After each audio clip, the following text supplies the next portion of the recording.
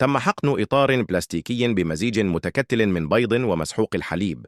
فجأة سقط ضغط يزن 10 أطنان، ثم ظهرت الدجاجة. أرسلت إلى الفرن مع رشة ألوان صناعية وتقنية حديثة لإنتاج دجاجة تكنولوجية باللون والرائحة والطعم.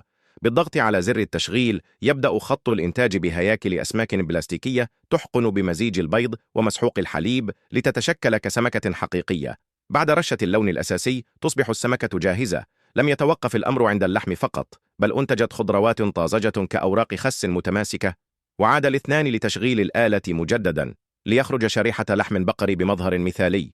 كل هذه الأطعمة من المصنع المتطور تشحن يوميا حول العالم. ظهر مدير المصنع على التلفاز معلنا أن منتجاتهم طبيعية تماما.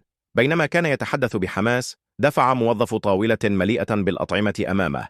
عند تذوق لقمة واحدة بصقها فورا وقال إن الطعام مقرف وسيء لدرجة أن الكلاب لن تأكله. ثم كشف الموظف أن هذه الأطعمة من المصنع الذي يديره. كلمات الموظف كانت كقنبلة وسط الجمهور، فأثارت غضبهم الشديد. تعرض المدير لمقاطعة جماعية، وفي النهاية دفع إلى فم تمساح.